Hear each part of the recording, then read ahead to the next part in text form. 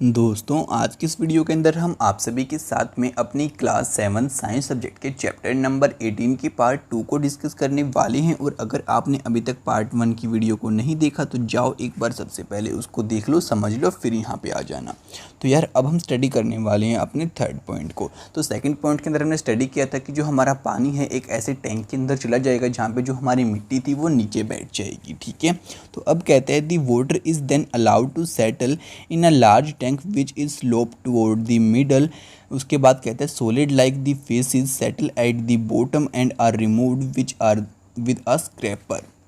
कि भाई अब जो हमारा पानी है ना वो एक ऐसे टैंक के अंदर आपका आ जाएगा जिसका स्लोप होगा ना आपका, वो आपका मिडल में ऐसे दे रखा होगा, जिससे कि जो आपका पानी था वो आगे की साइड में चला जाएगा, मतलब कि जो आपकी सैंड थी वो तो नीचे बैठ जाएगी और जो आपका बाकी पानी है वो आपका अगले टैंक के अंदर यहाँ पे चला जाएगा। और वहाँ पे आपको कुछ इस टाइप से सिस्टम कर दिया जाएगा कि वहाँ पे जो स्क्रैपर्स वगैरह थे ना आपके वो रिमूव हो जाएंगे।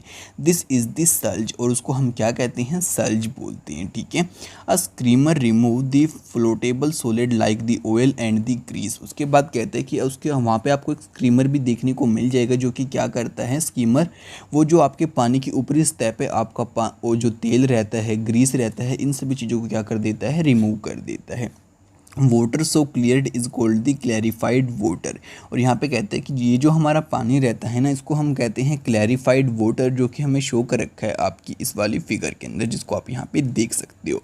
और ये देखो आपका जो ऑयल और ग्रीस था वो यहाँ पे साइड में आ चुका है और यहाँ पे आपकी जो पानी के ऊपर की सतह थी उसको भी हमने साफ कर दिया है। अब कह रहे हैं this sludge is transfer to a separate tank where it is decomposed by the anaerobic bacteria. उसके बाद जो हमारा ये सल्ज बच गया था इसको हम क्या करते हैं, एक ऐसे यहाँ पे आपके टैंक के अंदर भेज देते हैं जहाँ पे आपका कौन सा बैक्टीरिया होता है, एनारोबिक बैक्टीरिया होता है। कहता है the biogas produced in the process can be used as a fuel और can be used to produce electricity. और यहाँ पे जो आपका बैक्टीरिया होता है फिर वो आपके पानी के अंदर से आपके एनारोबिक सब्सटेंस को हटा देता है, साथ में वो आपकी बायोगैस को भी यहाँ पे प्रोड्यूस करता है, जिसकी हेल्प से हम क्या कर पाते हैं, हमारी इलेक्ट्रिसिटी को भी प्रोड्यूस कर पाते हैं या फिर हम इसका एज अ फ्यूल यूज़ भी कर लेते हैं। अब कहता है air is pumped into a clarified water to help aerobic bacteria to grow. अब जो हमारा यहाँ पे पानी होता है इसके अंदर से हम हवा को पास करने की भी कोशिश करते हैं, जिसकी हेल्प से क्या हो पाए कि जो हमारा एरोबिक बैक्टीरिया है वो ग्रो कर पाए। Bacteria consume the human waste, food waste, soaps and the other unwanted matter which still remaining in a clarified water. और यहाँ पे कहते हैं कि भाई जो हमारा ये बैक्टीरिया होता है ना ये हम लोगों की जो ह्यूमन वेस्ट रहती है उसको एब्जॉर्ब कर लेता है, यानी कि उसको फिनिश कर देता है।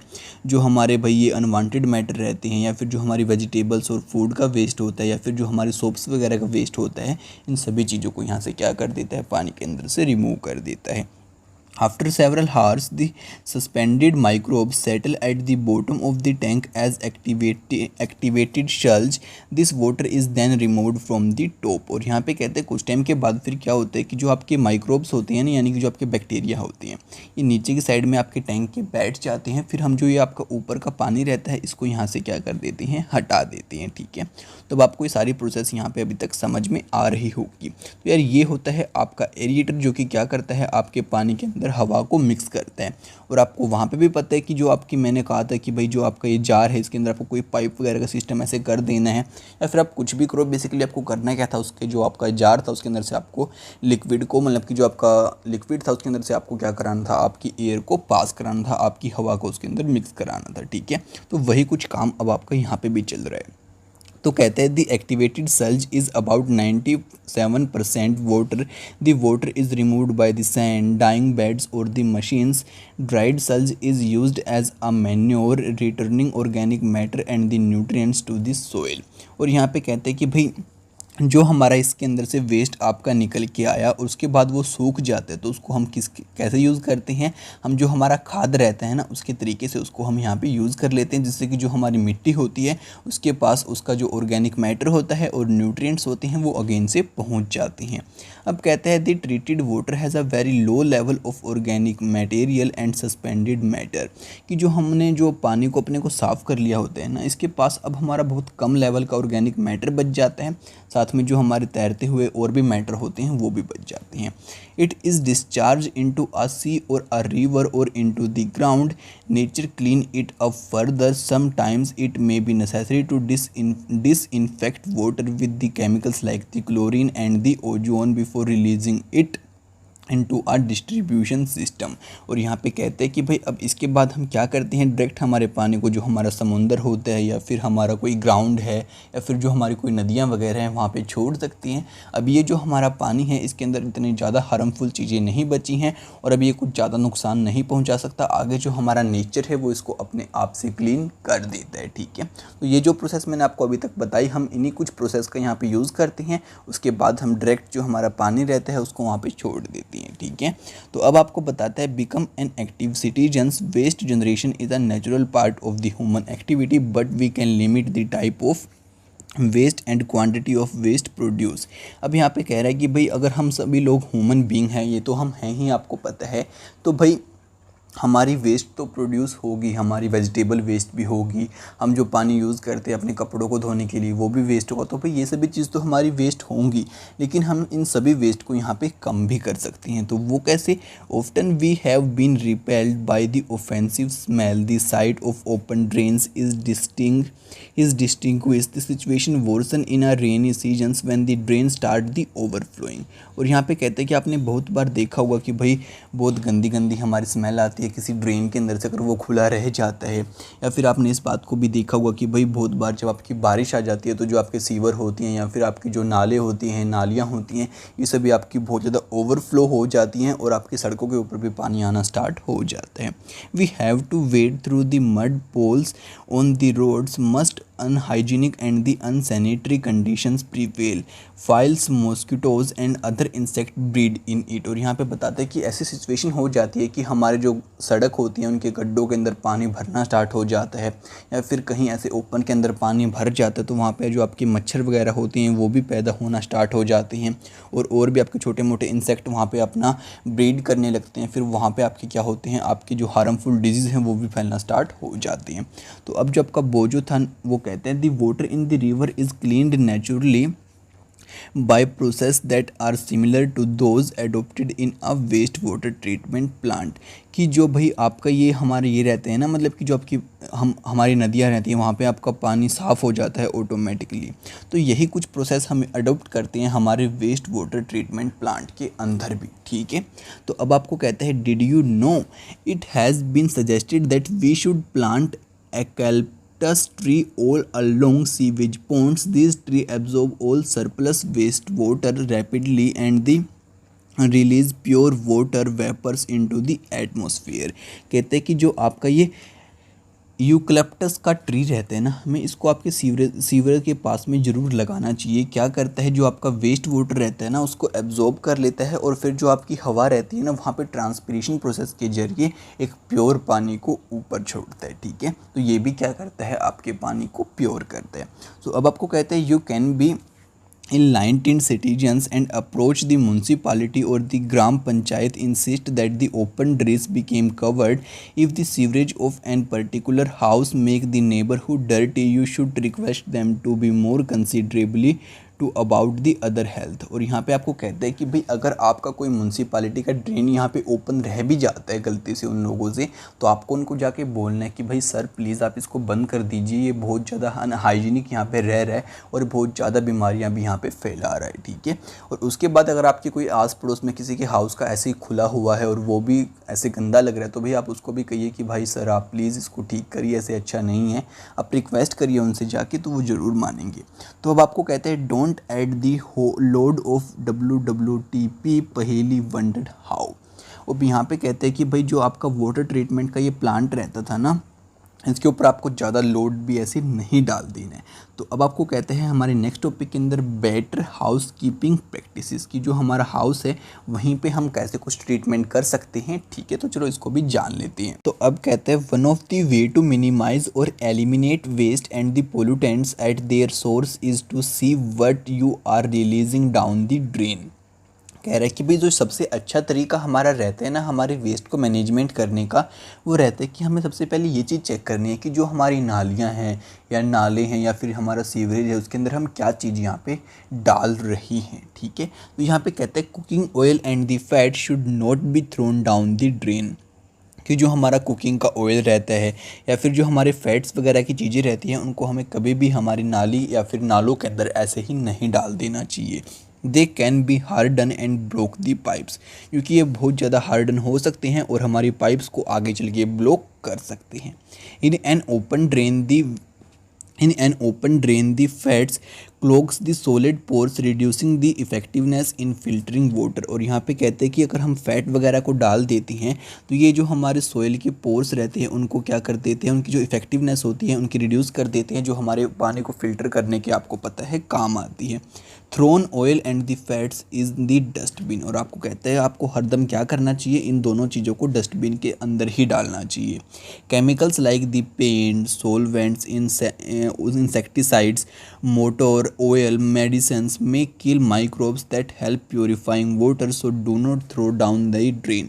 और यहाँ पे कहते हैं कि अगर आपकी कोई दवाइयाँ हैं, कोई केमिकल है, कोई पेंट है या फिर आपकी जो मोटर ऑयल होती है या फिर जो आपकी मेडिसिन्स होती हैं, इन सभी चीज़ों को भी आपको पानी के अंदर नहीं डालना चाहिए, क्योंकि ये आपकी बायोलॉजिकल प्रोसेस को अफेक्ट करती है। जो आपके माइक्रोब्स होते हैं ना, जो आपके पानी के अंदर से एनारोबिक बैक्टीरिया आपने स्टडी किया था उसको साफ़ करते हैं, तो ये उन सभी चीज़ों को क्या कर देती है, किल कर देती है। ठीक है, used tea leaves, solid food remain, soft toys, cotton, sanitary tools etcetera should also be thrown in the dustbin.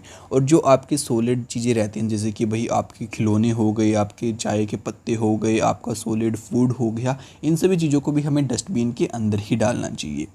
These waste choke the drain, they do not allow free flow of the oxygen, this hampers the degradation process। और यहाँ पे आप सभी को कहता भी है कि भाई ये सभी चीज़ें क्या होती हैं, ये सभी आपके जो आपका ड्रेन सिस्टम रहता है, आपकी नाली हो गई, नाले हो गए, इन सभी को ब्लॉक करती हैं और आगे चल के बहुत ज़्यादा प्रॉब्लम ये क्रिएट कर देती हैं, और जो आपकी डिग्रेडेशन प्रोसेस होती है उसको भी ये हैम्पर करती हैं। ठीक है, तो चलो अब आगे चलते हैं और आगे फटाफट से चल के यहाँ पे समझ लेते हैं। तो यहाँ पे आपको दिखा रहा है कि भाई देखो ये जो आपका छलनी का वेस्ट था उसने इसको सिंक के अंदर डाला तो ये गलत बात है, यहाँ पे डस्टबिन के अंदर डाला तो ये सही बात है। ठीक है, तो अब चलो यहाँ पे समझ लेते हैं। सो यार अब कहता है in the year 2016 the government of India has initiated a new mission known as Swachh Bharat, under which a lot of devices such as the proper sewerage disposal and providing toilets for everyone have been started. और यहाँ पे कह रहा है कि भाई जो हमारी गवर्नमेंट थी ना 2016 के अंदर उसने एक स्कीम स्टार्ट की थी जो थी हमारी स्वच्छ भारत।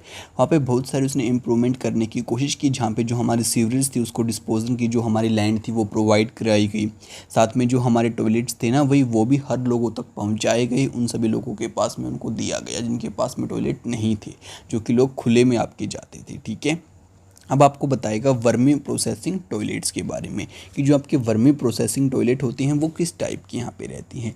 अब कह रहा है a design of a toilet in which humans excreta is treated by the earthworms has been tested in India.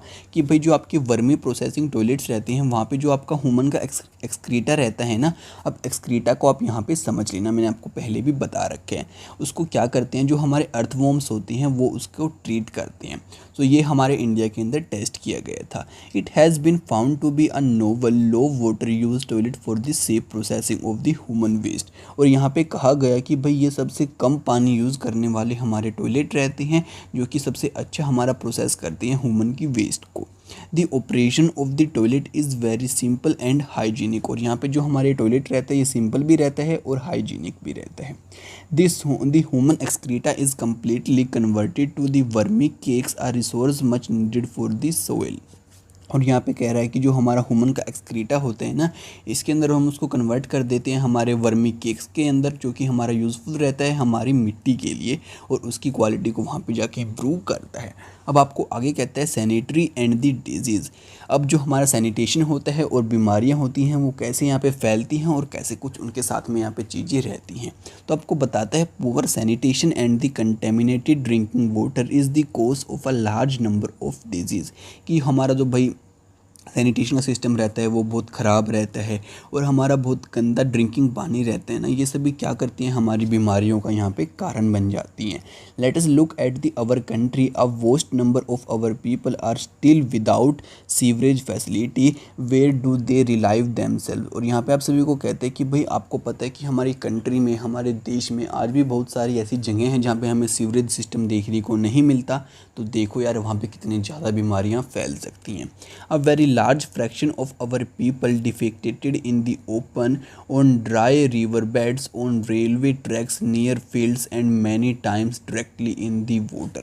और बहुत सारे लोग हमारे देश की क्या करते हैं, आज भी ओपन के अंदर जाते हैं और जो हमारी भाई सूखी, जो हमारी नदियों का जो फ्लोर सूख जाता है वहाँ पे जाते हैं, और जो हमारे रेलवे ट्रैक होते हैं वहाँ पे जाते हैं।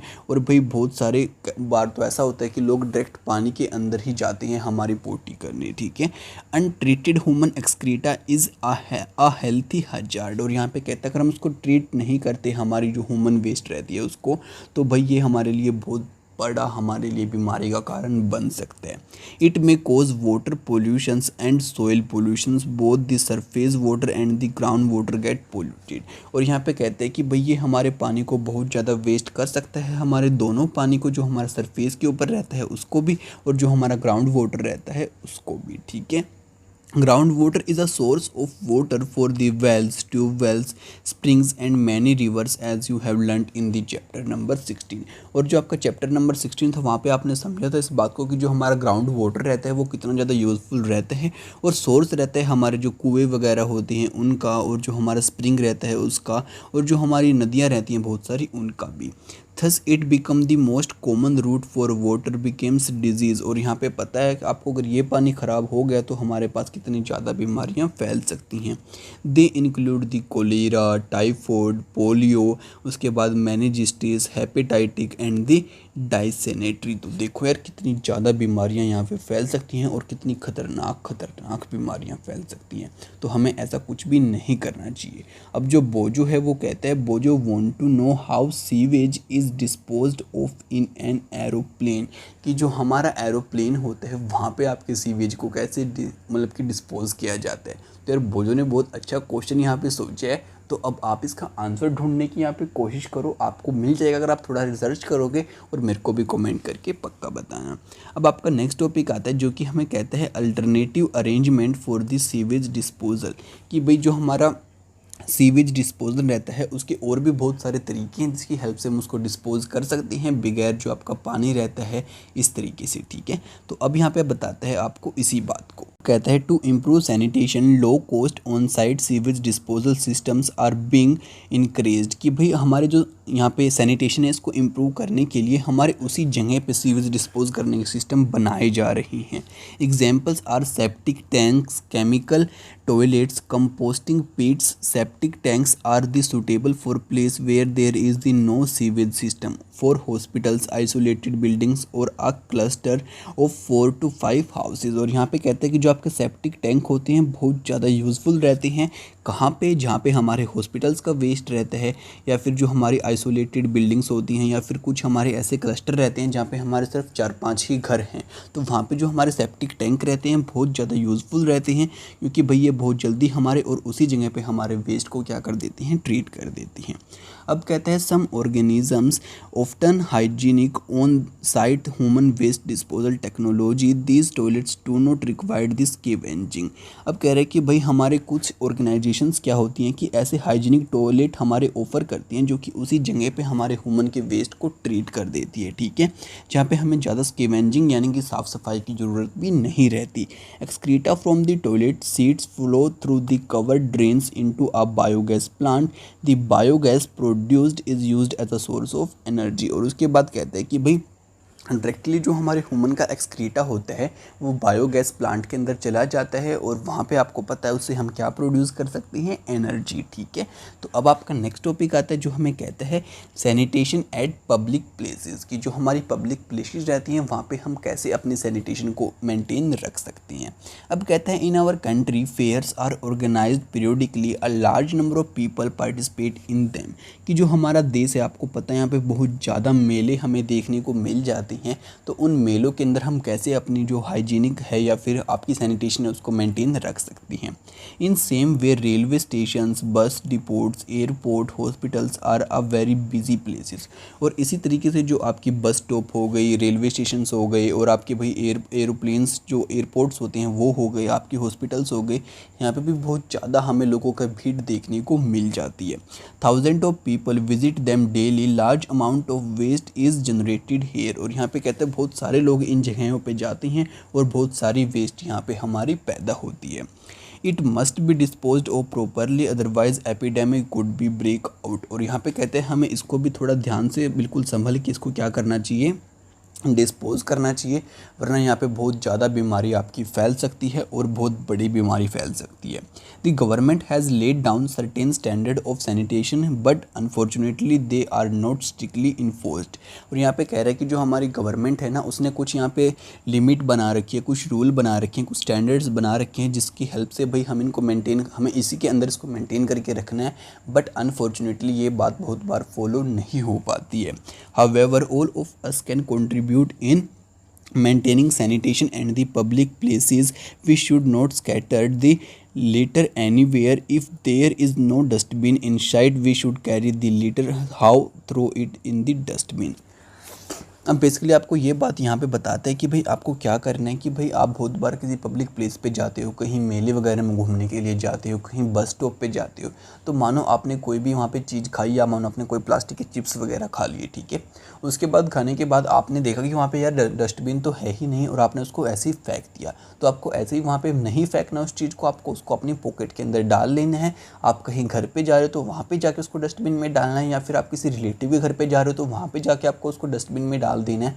मतलब कि यार उस चीज़ को ऐसे ही मत फेंको, क्योंकि उसको बाद में साफ़ करना पड़ेगा तो फिर ज़्यादा प्रॉब्लम आती है, ठीक है। और वो हमारी बीमारी का कारण भी यहाँ पे बन सकती है। तो ये हम अपने लिए नहीं कर रहे हैं सिर्फ, ये हम पूरे सभी हमारे पूरे इंडिया के लिए कर रहे हैं, पूरे वर्ल्ड के लिए कर रहे हैं, हम सभी लोग एक दूसरे के लिए कर रहे हैं। तो यार इतनी हेल्प हमें ज़रूर करनी चाहिए, ठीक है। तो अब बारी आती है हमारे कंक्लूज़न की। तो यहाँ पे कहते हैं we all have a role to play in keeping our environment clean and healthy, कि हम सभी का यहाँ पे रोल रहता है हमारे इन्वायरमेंट को साफ़ सुथरा रखने में, ठीक है। You must realize your responsibility in maintaining the water source in a healthy state। और यहाँ पे कह रहा है कि हम सभी की रिस्पॉन्सिबिलिटी बनती है कि हम अपने पानी को साफ़ सुथरा रखें, ठीक है, और कम पानी का यूज़ करें, ज़्यादा पानी को वेस्ट ना करें। Adopting good sanitation practices should our way of life. और यहाँ पे कह रहा है कि भाई अगर हम अच्छी सैनिटेशन जो हमारी प्रैक्टिस है उसको यूज़ करेंगे तो जो हमारी बीमारियाँ हैं जिनकी वो भी कम आएंगी और हम ज़्यादा खुशी और हैप्पी वाली लाइफ यहाँ पे बिता पाएंगे, ठीक है। अब कह रहा है as an agent of change your individual initiative we will make a great difference, influence other with your energy, idea and optimism. और यहाँ पे आपको कहते हैं कि भाई आपके अंदर इतनी एनर्जी होनी चाहिए कि आप दूसरों को भी इन्फ्लुएंस कर पाओ, कि बता पाओ कि भाई सर देखो आप इतने पानी को वेस्ट मत करो, जो आपने रैपर अभी डाला है या फिर जो आपने वेस्ट अभी फैलाई है ऐसे मत फैलाओ आप। मतलब कि आप अपने अंदर इतनी एनर्जी भी रखो कि आप ये मत सोचो कि भाई मैंने साफ़ कर दिया काम चल गया। आप दूसरों को भी इस बात को कह सकते हैं, लेकिन पहले आपको खुद को भी इम्प्रूव करना जरूरी है, ठीक है। ये मत करना कि आप खुद नहीं कर रहे हो दूसरों को कहते जा रहे हो, ठीक है। A lot can be done if people work together. और कह रहा है कि अगर हम सभी लोग मिलके काम करेंगे तो हम बहुत ज़्यादा बड़ा काम यहाँ पे कर सकते हैं। There is a power in the collective action. और आपको पता है कि अगर हम सभी मिलके काम करेंगे तो बहुत ज़्यादा ताकत भी हमारे अंदर आ जाती है। अब महात्मा गांधी जी थे वो भी यहाँ पे यही बात कहते थे, no one need to wait for any one else to adopt a human and enlightened course of the action. कि भाई हमें ये नहीं सोचना है कि भाई अब देखो यार यहाँ पे कोई आपका रैपर गिरा हुआ है, ठीक है, मानो किसी चिप्स का गिरा है, तो भाई हमें ये नहीं सोचना कि भाई वो बंदा आएगा वही इसको उठाएगा, मैं क्यों उठाऊं। तो क्योंकि यार हमें एक दूसरे के साथ में मिलके काम करना है। तो यार इम्प्रूव करो अपने आप को, अपने साफ़ रखेंगे हम तो हमें ही बेनिफिट होगा, हमारे पास बीमारियां कम फैलेंगी और हमारी गवर्नमेंट भी इससे उसके ऊपर भी कम प्रेशर यहाँ पे आएगा, ठीक है। तो यार बाकी चलो इसी के साथ हम अपने चैप्टर को कंप्लीट करते हैं। आप इन सभी बातों को यहाँ पे ध्यान रखना। और इसी के साथ जो हमारी साइंस सब्जेक्ट था वो भी कंप्लीट हो जाता है हमारी 7th क्लास का। अब इसके बाद में हम आप सभी के लिए देखते हैं क्या कोई सब्जेक्ट लेके आएंगे, लेकिन जल्दी ही लेके आएंगे, उसका थोड़ा वेट करना। और यार हमारे चैनल को सब्सक्राइब करना बिल्कुल भी मत भूलना उसको सबसे पहले देखने के लिए। और इस वीडियो को अपने दोस्तों के साथ में शेयर जरूर से कर दें, वो भी घर बैठे बैठे स्टडी कर पाएँ। तो आपसे मिलते हैं अगली वीडियो में जल्दी, तब तक के लिए दोस्तों बाय।